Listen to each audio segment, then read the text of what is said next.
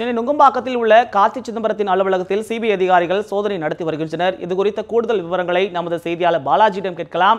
பாலாஜி, கார்த்தி சிதம்பரத்தின் அலுவலகத்தில் நடைபெற்று வரும் சோதனை குறித்து விரிவாக பதிவு பண்ணுங்க. வணக்கம் மகேஷ். அதாவது இன்று காலை சுமார் 7:30 மணியிலிருந்து கார்த்திக் சிதம்பரத்திற்கு சொந்தமான மகாத்மா காந்தி சாலையில் இருக்கக்கூடிய இந்த இடத்துல தான் இப்போ இந்த அலுவலகத்தில் வந்து தற்போது இந்த சிபிஐ விசாரணையானது நடைபெற்று வருகிறது. சுமார் 7:30 மணியிலிருந்து இந்த விசாரணையானது நடைபெற்று வருகிறது. தற்போது நீங்கள் பார்க்கக்கூடிய காட்சி பார்த்தீங்கன்னா திரு கார்த்திக் சிதம்பரம் அவர்களுக்கு ஆதரவானவர்கள் வந்து இங்கே வந்த வண்ணம் இருக்கிறார்கள். சில மணி துளிகளுக்கு முன்பாக திரு கராத்தே தியாகராஜன் அவர்கள் வந்து இங்கே பேட்டி அளித்து சென்றிருக்கிறார். அரசியல் காழ்ப்புணர்ச்சியின் காரணமாகவே இந்த மாதிரியான விசாரணை நடைபெற்று வருவதாக அவர் கூறியிருக்காரு.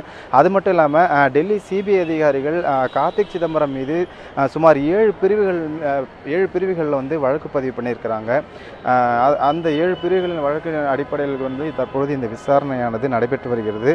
இங்கே மட்டும் இல்லாமல் மும்பை, அதே மாதிரி டெல்லி உள்ளிட்ட சுமார் 8 இடங்களில் வந்து இந்த விசாரணையானது நடைபெற்று வருகிறது. தற்பொழுது இந்த இடத்துல வந்து டெல்லியிலிருந்து வந்திருந்தக்கூடிய 11 பேர் கொண்ட குழு வந்து காலையிலிருந்து விசாரணை மேற்கொண்டது.